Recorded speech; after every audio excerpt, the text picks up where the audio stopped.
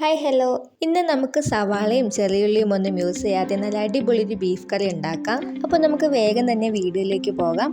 അതിനായിട്ട് ആദ്യം തന്നെ ബീഫ് നല്ല ക്ലീൻ ചെയ്തെടുത്തിട്ടുണ്ട്. ഇതിലേക്ക് ഒരു 1/2 ടീസ്പൂൺ മഞ്ഞൾപ്പൊടി ചേർക്കുന്നുണ്ട്. 1 ടീസ്പൂൺ കുരുമുളക് പൊടി ചേർക്കാം. അതുപോലെ തന്നെ 1 ടീസ്പൂൺ ഗരം മസാലയും പിന്നെ 2 ടേബിൾ സ്പൂൺ വീതം ജിഞ്ചർ ഗാർലിക് പേസ്റ്റും കൂടി ചേർക്കുന്നുണ്ട്.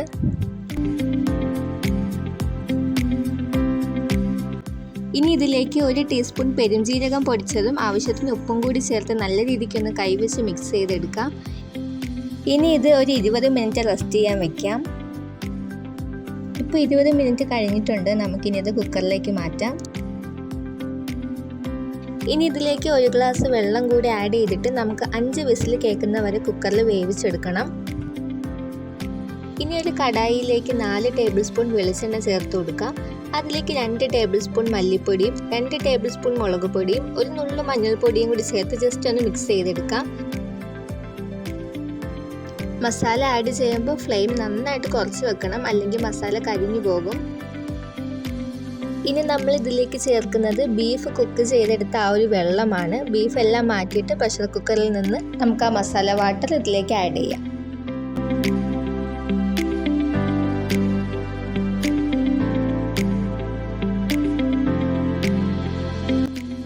ഇനി ഇത് നന്നായിട്ടൊന്ന് തിളച്ച് വരുമ്പോൾ നമുക്കിതിലേക്ക് 2 തക്കാളി മിക്സിയിലിട്ട് അടിച്ച് നല്ല പേസ്റ്റ് ആക്കിയത് ഇതിലേക്ക് ചേർത്ത് കൊടുക്കാം.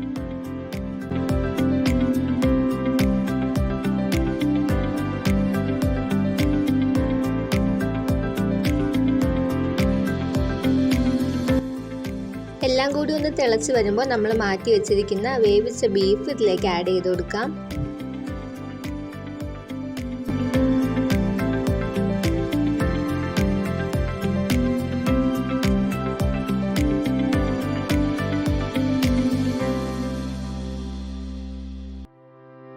ഇനി ഇതിലേക്ക് കുറച്ച് കറിവേപ്പിലയും 1-2 പച്ചമുളകും കൂടി ചേർത്ത് നന്നായിട്ടൊന്ന് മിക്സ് ചെയ്തെടുക്കാം.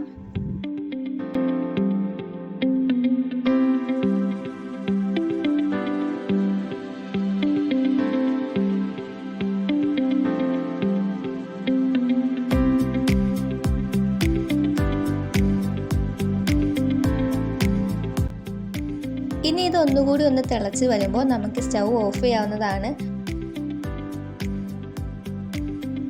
സവാളയും ചെറിയുള്ളിയും ഒന്നും ഇടാതെ നല്ല അടിപൊളി ബീഫ് കറി ഇവിടെ റെഡി ആയിട്ടുണ്ട്. ഇത് കാണുമ്പോൾ തന്നെ മനസ്സിലാവുന്നുണ്ടാവും എത്ര ടേസ്റ്റി ആയിരിക്കുമെന്ന്. അതുപോലെ കഴിക്കാനും നല്ല ടേസ്റ്റ് ആയിരുന്നു.